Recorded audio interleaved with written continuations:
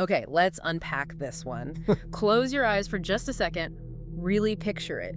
You're on this jagged cliff way up in the Appalachians, miles of thick, quiet forest below you. Mm-hmm. It's summer, you're with your best friends, camp set up, you're laughing, telling stories, sun's going down. It's, perfect. Yeah, the ideal camping trip vibe. Until it really isn't. Mm-hmm. Middle of the night, you wake up, there are screams. Oh, wow. Two friends, gone from their tent. Your other friend, your best mate, he's just standing there, staring into the woods. Just staring. Yeah, and when you ask what's wrong, he just whispers, "Don't you hear it? They're calling us." And then, poof, he walks into the trees, gone too. Chilling.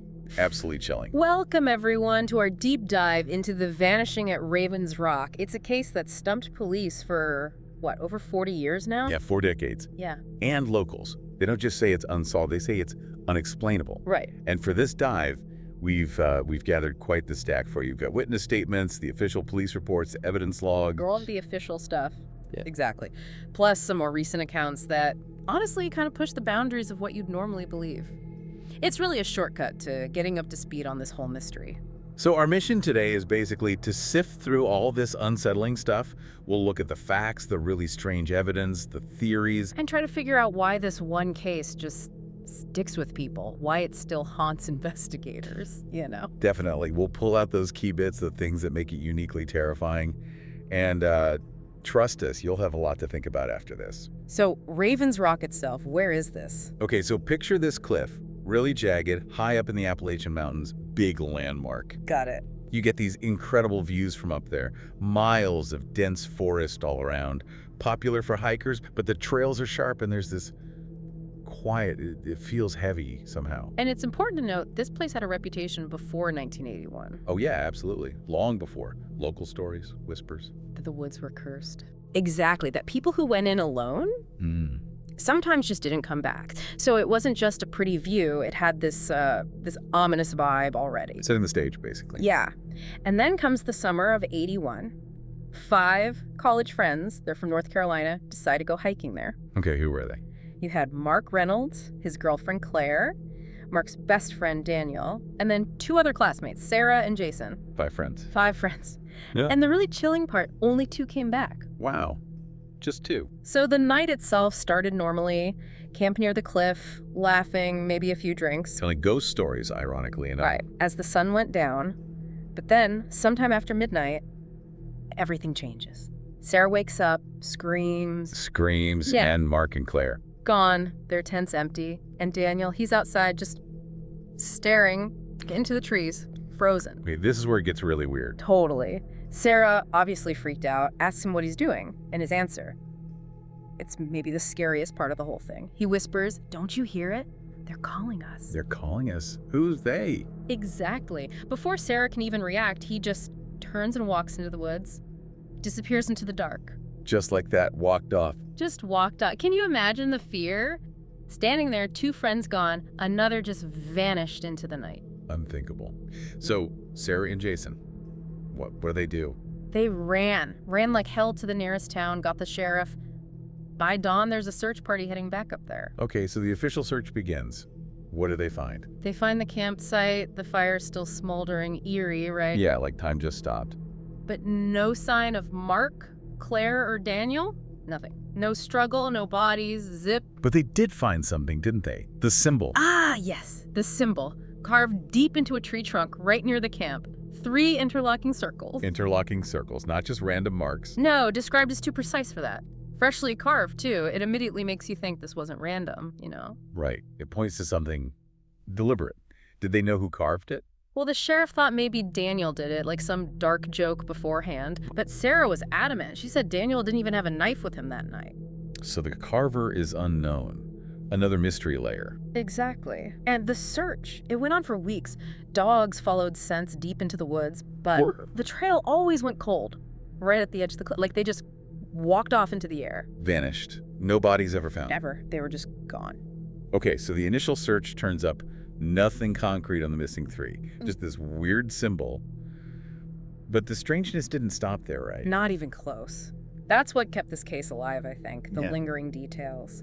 Sarah, for instance, she insisted she heard voices that night. Besides the screams. Yeah, later, whispers.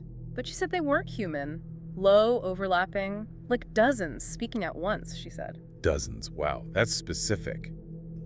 And unsettling. What about Jason? Jason, the other survivor, he later admitted seeing lights flickering between the trees. And not flashlights. No, he said they moved too fast and too smooth for that. Unexplained lights, non-human whispers.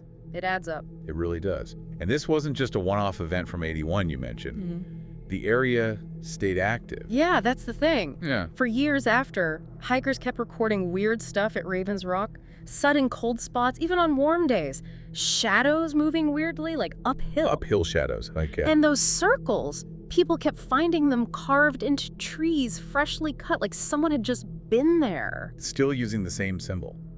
Did the authorities, like the FBI, look into it again? Briefly, they suspected maybe a serial kidnapper or something, given the disappearances. Makes sense. But they couldn't find any concrete ties, no links to known groups or individuals. It just remained baffling. Until the camcorder turned up. Ah, yes. The camcorder.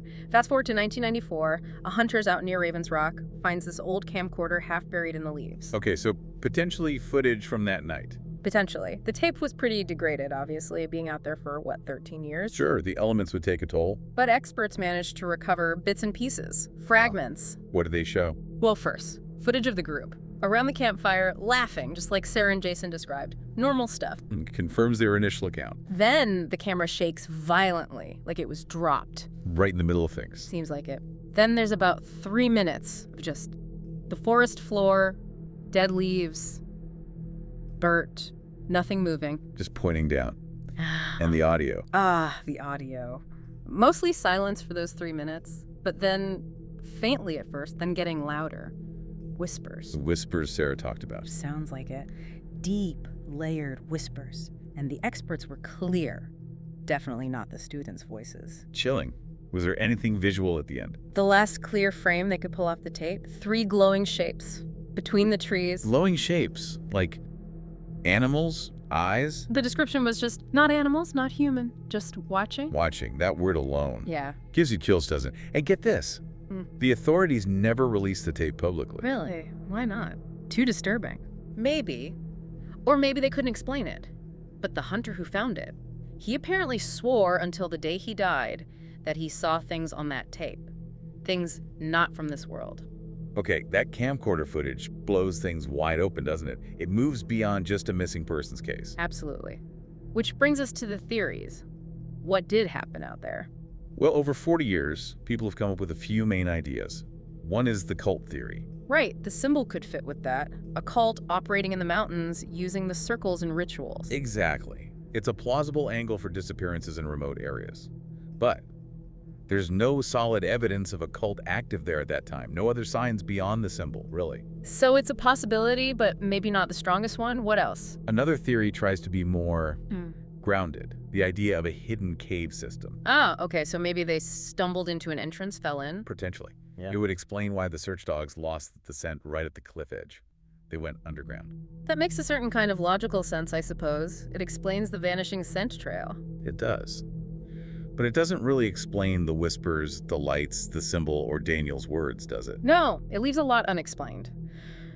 Which leads us to the stranger theories. Yeah, the paranormal angle. Investigators in that field often talk about certain places being thin places. Thin places? You mean like the veil between worlds is thin there? That's the idea. A spot where our reality might overlap with something else, where the rules are different. So the theory is they crossed over somehow.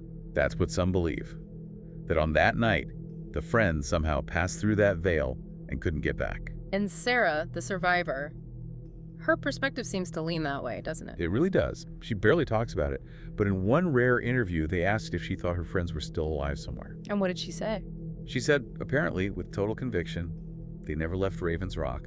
They're still there. You just can't see them. Wow. Still there, you just can't see them. That's profoundly unsettling. It stays with you, that quote. So what about Ravens Rock today? Is it like fenced off, or do people still go there? Oh, people still go. It's still a popular hiking spot, maybe even more so because of the mystery. Draws in the curious, the thrill seekers. Teenagers daring each other, paranormal investigation groups setting up equipment. Yeah. And has anything happened recently, or has it gone quiet? That's the thing. It hasn't gone quiet. The weirdness seems to continue. even now. Like what? Well, in 2011, a hiker found those same 3 circles carved again. But the wood was apparently still damp, like it had just been done that morning. Okay, but maybe another hiker did it. Except, according to trail logs and rangers, supposedly no one else had been on that specific trail for days. Huh. Okay, that's creepy. Anything else? 2018. A paranormal team was there recording audio. They got a lot of static, but when they analyzed it, slowed it down. Let me guess. Whispers. Whispers. That seemed to form a phrase. We never left. We never left. Echoing what Sarah said. Okay, that's genuinely chilling. And then, just last year, 2024, it happened again. What happened again? Another disappearance. A camper vanished, near the same spot as the original campsite. No way. His tent was found zipped up from the inside, untouched. Everything's still there. Zipped from the inside? How does that even happen? Nobody knows. And his phone, it was found inside the tent, still recording audio. Did it capture anything? 7 hours of silence. Just nothing, except for one single sound right near the end. What was it? It sounded like a child's laughter. A child's laughter out there in the middle of the night after hours of silence. Yeah. That's why this case doesn't fade away. It keeps evolving. It really does seem like the mystery is still unfolding. 40 years on, and we're no closer, really. That's the core of it. 3 young people vanished, left behind symbols, whispers, that weird footage, and this lingering fear. Was it a cult?